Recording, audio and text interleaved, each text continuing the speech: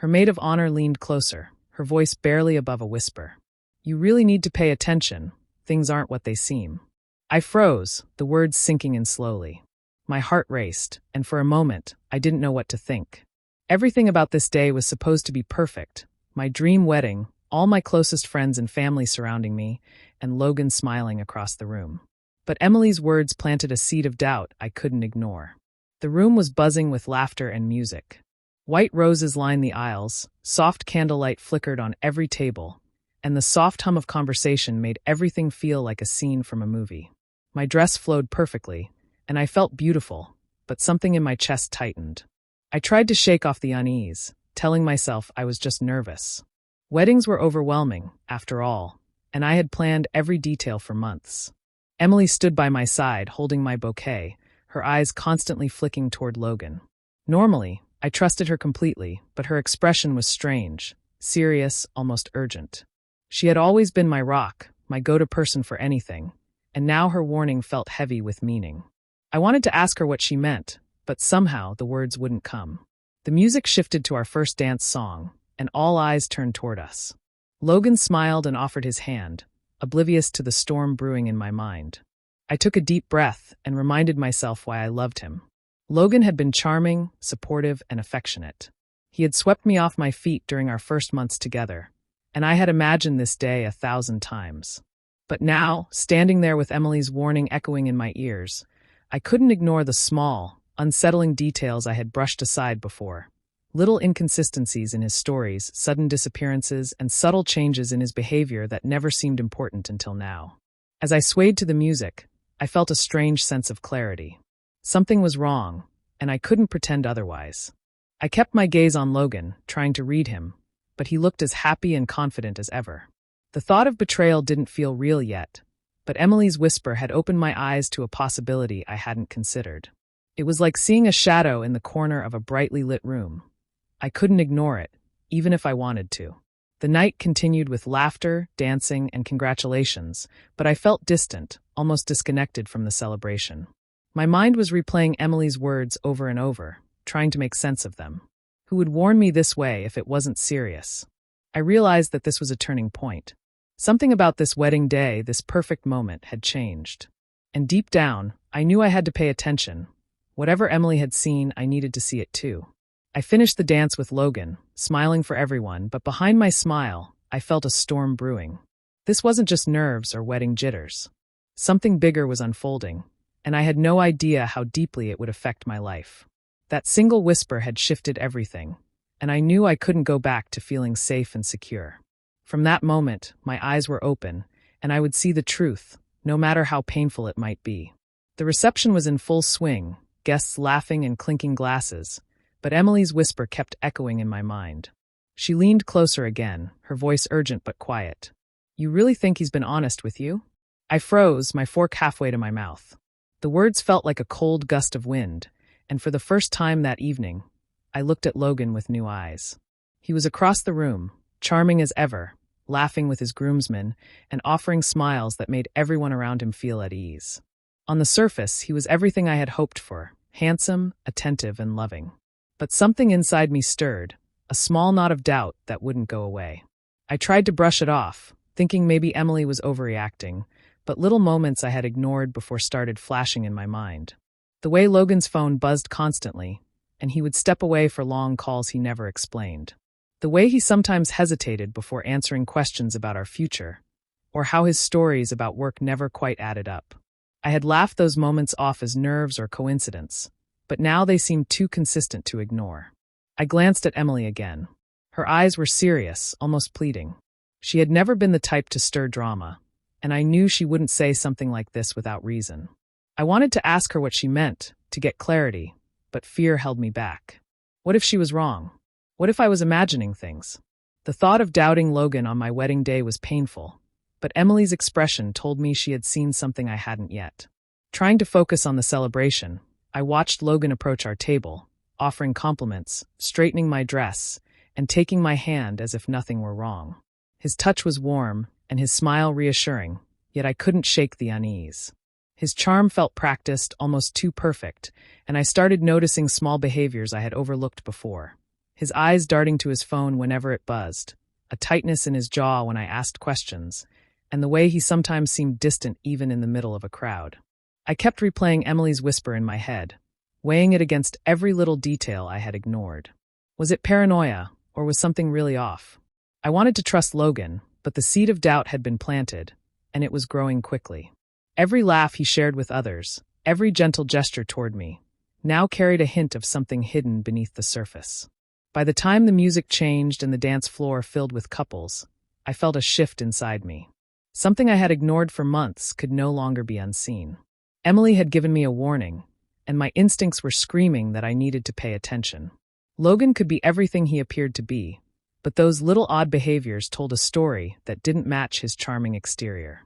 And for the first time, I realized that my perfect wedding day might not be as perfect as I had imagined. As I clutched my bouquet and smiled at our guests, I made a quiet promise to myself. I would watch, I would listen, and I would find out the truth, no matter what it cost. After Emily's warning, I tried hard to push the thoughts out of my mind. The reception was supposed to be a celebration, not a moment for doubt. I told myself over and over, it's probably just nerves or a misunderstanding. Logan had been nothing but loving and attentive for months, and I didn't want a single whisper to ruin everything I had dreamed about since I was a little girl. I smiled at our guests, laughed at jokes Logan made, and tried to focus on the music and the dancing. But every time I looked at him, Emily's words crept back into my mind. My stomach tightened, and I found myself second-guessing the simplest things, his tone, his smile, even the way he held my hand. I wanted to trust him fully, to let myself feel safe and happy, but the whisper lingered like a shadow I couldn't shake. Throughout the evening, I caught myself replaying small moments from the past few months. Times when Logan had seemed slightly distracted, or when he avoided certain questions. None of it had seemed important at the time, but now it all felt like pieces of a puzzle I wasn't ready to complete. I forced myself to rationalize, telling myself that no one was perfect, that stress or excitement could explain anything unusual. Don't ruin this day over doubts, I told myself, trying to calm the rising unease. Still, the emotional struggle inside me grew heavier. I wanted to enjoy every second of my wedding, to feel joy and excitement, but part of me remained on edge. Emily's whisper had ignited a spark of suspicion, and no matter how much I tried to ignore it, it lingered. I questioned whether I was overreacting or imagining things, yet the voice inside me wouldn't stop asking the hard questions. I kept looking at Logan, watching the way he moved around the room, the way he laughed with our friends, and the way he kissed my hand. On the surface, he seemed perfect, just as he always had.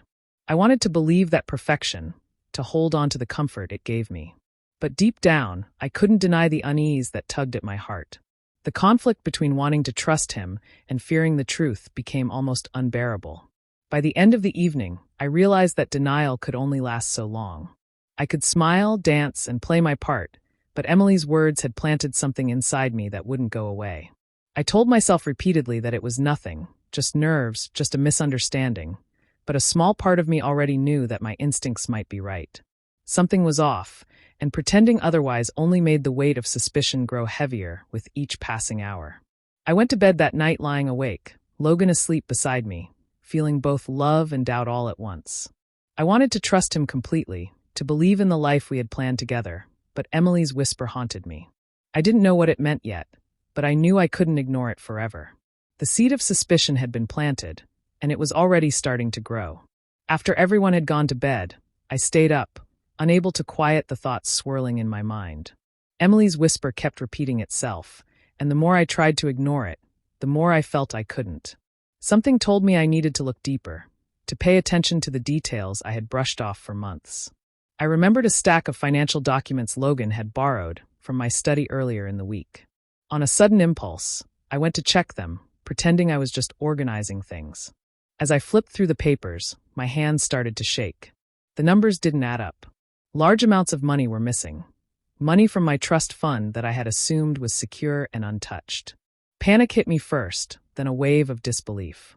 I couldn't understand how Logan could do this. He had promised to love and protect me, to be honest and faithful. And yet here it was, right in black and white.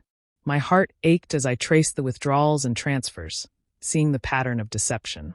It wasn't a mistake, it wasn't an accident, it had been deliberate. I sank to the floor, holding the documents in my lap, feeling my chest tighten with betrayal. I thought about every smile, every kind word, every promise Logan had made. Were they all lies? Had he been pretending this entire time while quietly taking what was mine? Emily's whisper made sense now. It hadn't been idle gossip or paranoia. She had sensed the truth, and she had tried to warn me before it was too late. Tears blurred my vision as I realized the full extent of the betrayal. The man I loved, the man I had planned a life with, had been stealing from me, living a lie right under my nose. My mind raced, going over every moment we had shared, every decision we had made together. How could I have missed the signs? How could I have been so blind? I felt anger rise, sharp and hot, alongside the heartbreak. This wasn't just about money. It was about trust, about the life we had imagined together. Logan had taken both and tried to hide it behind his charm and smiles. I felt the weight of the years of planning, the excitement and dreams of my future, all shattering in that one moment. I picked up my phone and called Emily, my hands trembling. Her voice was calm and steady on the other end. "I know," she said softly. "I tried to warn you. I'm so sorry you had to find out this way." Relief and gratitude mixed with my anger. At least I wasn't alone in this. At least someone had seen it before it was too late. As I hung up, I realized that my life would never be the same. Logan's betrayal had changed everything. But amid the shock and heartbreak, a tiny spark ignited inside me. A need to take control, to make sure he couldn't hurt me any longer. Emily had whispered a warning, and now I finally understood. It was no longer a whisper. It was a call to action, and I knew I had to respond. The next morning, I told Logan I needed to talk in private. We sat in the quiet of our living room, the sunlight streaming through the curtains, but the warmth of the morning couldn't reach the cold knot of betrayal in my chest. I held the documents in my hands, my fingers trembling, and looked at him. "Logan, I know about the money," I said quietly, trying to keep my voice steady. For a moment, he stared at me, eyes wide, like he couldn't believe I had found out. Then he started to speak, his tone smooth, practiced. "Samantha, I don't know what you're talking about," he said. "There must be some mistake." His denial felt rehearsed, and for a moment, I almost wanted to believe him. But the evidence was in front of me, and his calm exterior couldn't hide the tension in his jaw or the flicker of panic in his eyes. I took a deep breath, holding back the flood of emotions threatening to spill over. "Don't lie to me, Logan. I have the documents. I know what you've done." The anger in my voice surprised even me. I felt a mix of betrayal, disbelief, and hurt, an overwhelming wave that made it hard to think straight. His smile faltered for the first time. He tried again, softer this time. "Samantha, it's not what you think. I was just trying to manage things, to make sure we were okay." But the words rang hollow. Every excuse he offered was a mask, a way to shift responsibility without truly admitting guilt. And then, in a moment of carelessness, he let something slip, a small comment about how easy it had been to cover the transfers, as if he thought I wouldn't notice. That was it. The mask fell away. I saw him clearly for the first time, manipulative, selfish, and entirely focused on his own gain. My chest tightened with rage. I couldn't believe I had trusted him so completely, that I had let myself imagine a future with someone capable of this. Anger, hurt, and disbelief collided inside me, and I realized that this wasn't just about money. It was about every lie, every stolen moment of trust. I stood, my hands shaking, and looked him directly in the eyes. "You thought I wouldn't find out. You thought you could hide this forever. But you underestimated me," I said, my voice steady despite the storm inside. I felt the first sparks of determination, the raw need to take back control and make sure he couldn't hurt me again. Logan's face shifted between fear and arrogance, but I didn't care. The confrontation had stripped away every illusion I had about him. I wasn't the naive bride anymore. I was a woman who had seen the truth, who had felt the sting of betrayal, and who was beginning to understand the power she still held. That morning, I realized something important. Anger could destroy, but it could also fuel. And right now, it was fueling me.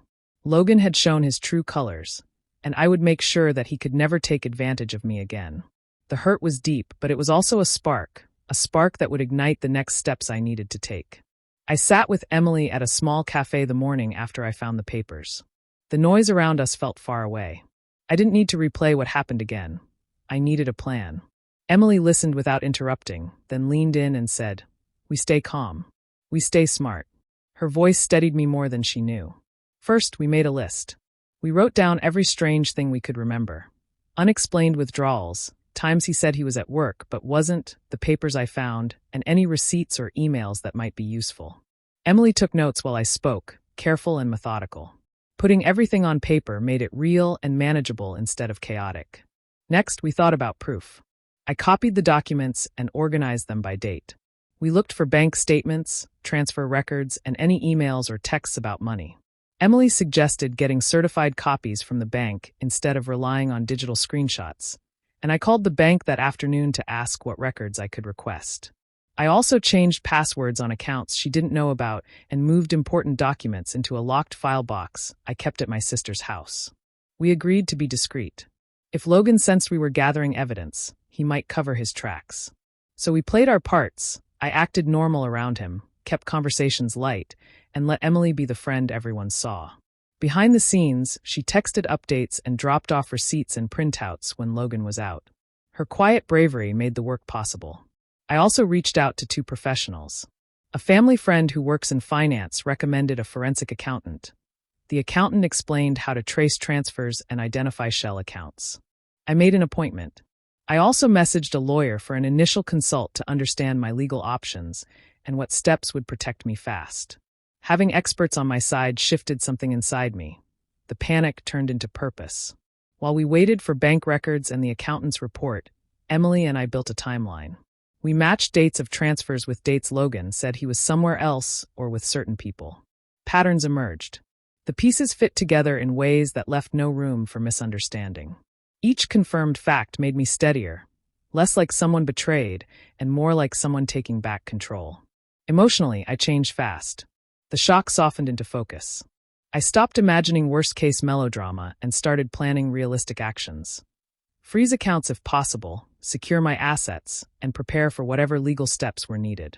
I also made a rule for myself: no impulsive confrontations, no dramatic scenes. Revenge, I decided, would be smart, not savage. Emily never pushed for public drama or humiliation. She wanted safety and closure. We agreed on a sequence: secure documents, get professional verification, then decide on legal action. Through it all, I practiced speaking calmly about the situation, so my voice wouldn't betray me in meetings with lawyers or bankers. By the end of the week, we had a thick folder of organized evidence, an appointment with a forensic accountant, and a lawyer who understood the urgency. Most important, I felt different inside, firmer, clearer. I was no longer the woman who blindly trusted. I was someone who had been wronged and was taking steps to make it right. That quiet shift felt like the true start of getting my life back. The night of our wedding anniversary, I invited Logan out to what he thought would be a quiet, romantic dinner. The restaurant was cozy, with soft lighting and a view of the city skyline. He smiled at me across the table, completely unaware of what was coming. I sipped my wine, keeping my expression calm, letting him enjoy the moment while I prepared myself to speak. After a few minutes of small talk, I set my glass down and looked him straight in the eyes. "Logan, we need to talk," I said softly. His smile faltered slightly, and he leaned back, instinctively sensing the seriousness in my tone. I reached into my bag and placed the folder of documents on the table between us. Every paper, every statement, every transfer was there in black and white. For a moment, he stared, eyes wide. Then he started, "Samantha, this isn't what it looks like." But I cut him off, calm and precise. "It is exactly what it looks like. I know about the money, the transfers, everything you tried to hide. I have proof, and I have been methodical. This isn't a misunderstanding." Logan's composure cracked. He shifted in his seat, stammering, trying to explain, to charm, to manipulate. I was just trying to handle things. I didn't want you to worry. It's complicated," he said. But each word sounded hollow, even to me, after months of deceit. His excuses were weak against the weight of evidence I calmly laid out before him. I stayed still, letting him panic, letting him realize that he was no longer in control. I wasn't shaking, I wasn't crying, I wasn't begging for an explanation. I simply stated the facts, calmly walking him through every document, showing him the patterns of transfers, the dates, the amounts. His eyes widened more with each piece I presented, and I could see the fear start to replace the arrogance he usually carried. "You thought I wouldn't notice, didn't you?" I asked quietly. "You thought charm and lies could protect you, but it's too late now. I'm not the same person you tricked before." He opened his mouth again, trying to argue, but I had already decided this was not about drama. It was about control, about showing him that the power had shifted. Logan's attempts to scramble and justify himself became frantic. He leaned forward, pleading, trying to find a loophole, any excuse that would make him look less guilty. But I stayed composed, unwavering. For the first time, he truly understood that I was fully aware, fully prepared, and fully in control. By the end of dinner, Logan sat in stunned silence, the reality of his deceit laid bare. I left the restaurant feeling a strange mix of calm and triumph. The anxiety, the hurt, the betrayal, all of it had been channeled into preparation, into clarity, into power. The tables had turned completely. I was no longer the naive bride. I was a woman who had seen the truth, confronted it, and now held the reins. That night, I realized revenge didn't have to be loud or cruel. It could be composed, calculated, and utterly undeniable. The day after the dinner, I started taking steps to make sure Logan could never hurt me again. I met with my lawyer and the forensic accountant, going over every detail of the evidence we had collected. Each transaction, each document, every small detail of his deceit was carefully organized, ready to be used to protect me and hold him accountable. I felt a sense of control I hadn't felt in months, a relief that the power had shifted. First, I secured my finances. I transferred my trust fund to accounts he couldn't access, updated passwords, and set up alerts for any suspicious activity. I also froze any joint accounts we had and made sure that all legal documents regarding my assets were in my name only. Each step gave me a little more strength, a little more confidence that I was no longer vulnerable to his schemes. Next, I focused on the legal side. With the accountant's report and the documents we had gathered, my lawyer prepared a formal case against Logan for financial fraud. I didn't want public humiliation or drama. I didn't need to hurt him publicly to make him pay. What mattered was that he faced real consequences, and I was determined to make sure the law worked in my favor. I scheduled a meeting with him in the lawyer's office. Logan walked in, trying to appear calm, but the moment he saw the documents and the accountant sitting beside me, his confidence faltered. I calmly laid out the situation, the evidence, and the steps I had taken to protect myself. He tried to speak, to charm, to excuse his actions, but nothing worked. He could see that I was prepared, informed, and untouchable. Watching him realize that his manipulations had failed was a quiet kind of revenge. I didn't yell, I didn't cry, and I didn't make a scene. I simply presented the truth and ensured that every action had legal consequences. It stung him deeply, seeing the life he had planned to control slipping out of his grasp. I stayed composed, letting the reality of his choices hit him without adding unnecessary drama. By the end of the meeting, Logan had no options left. He had to accept responsibility for his actions. I left the office with a sense of closure, knowing that justice was not about spectacle, but about reclaiming what was mine. I had turned months of betrayal and hurt into action, securing my future and holding him accountable. That evening, I sat quietly at home, reflecting on everything that had happened. The anger and hurt from before had been replaced with calm determination. I felt stronger, empowered, and free. Logan had underestimated me, and I had not only seen through his lies but also ensured that he couldn't harm me again. The sting of accountability was his punishment, and I had done it all without losing myself to bitterness or public shame. For the first time in months, I felt peace.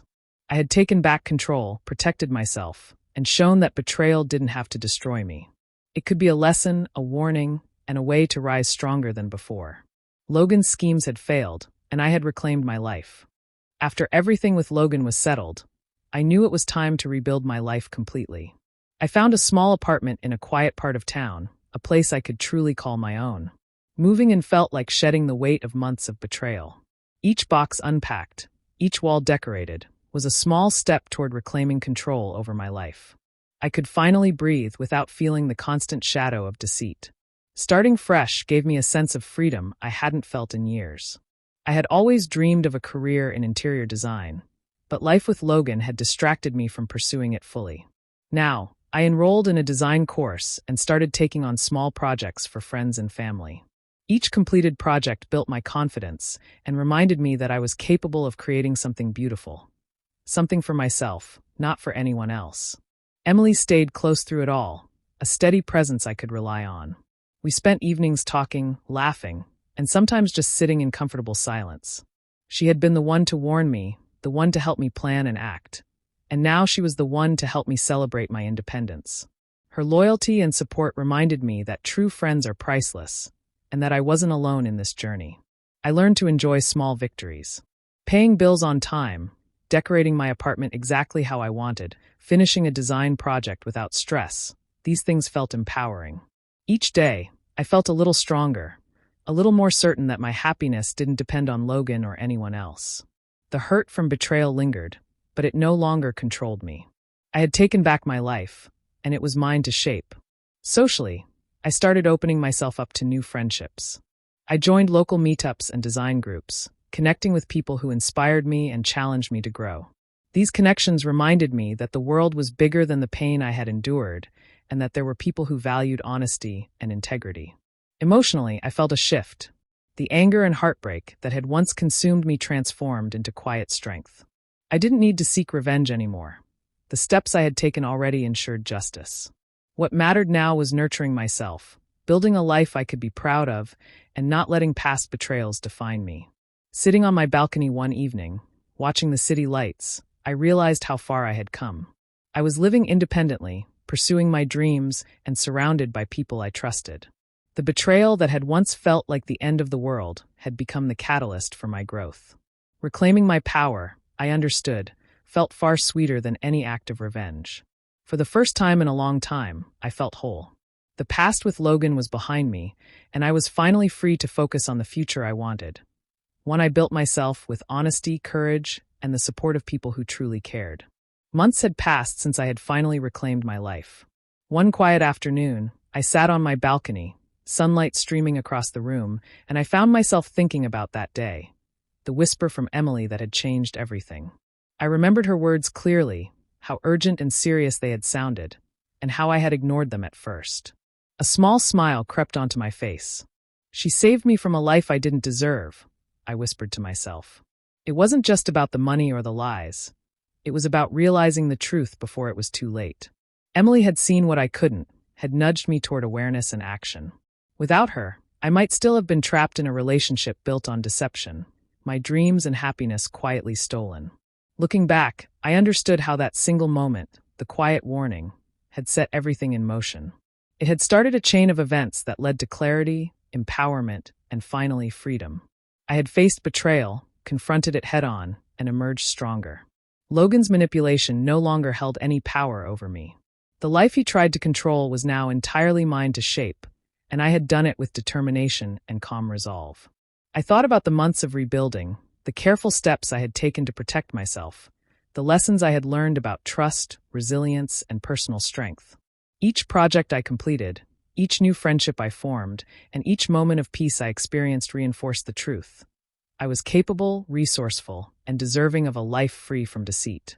Emily had remained by my side through it all, a loyal and steady friend. I realized that true friendship isn't just about laughter and fun. It's about being there when someone's life could take a dangerous turn, about quietly guiding them toward the right path even if they don't understand at first. Her courage and care had given me the clarity to act, and I would never forget that. I smiled again, thinking about how far I had come from that wedding day, when a whisper had planted a seed of doubt that felt uncomfortable and frightening at the time. That seed had grown into awareness, then action, and finally into empowerment. I had learned to trust my instincts, to confront pain, and to reclaim what was mine with intelligence and patience. The story of betrayal had become a story of strength. I didn't need to seek revenge because life itself had given me the justice I deserved. Logan faced the consequences of his actions, and I had created a life full of independence, security, and joy. As the sun began to set, casting warm colors across my apartment, I felt a deep sense of closure.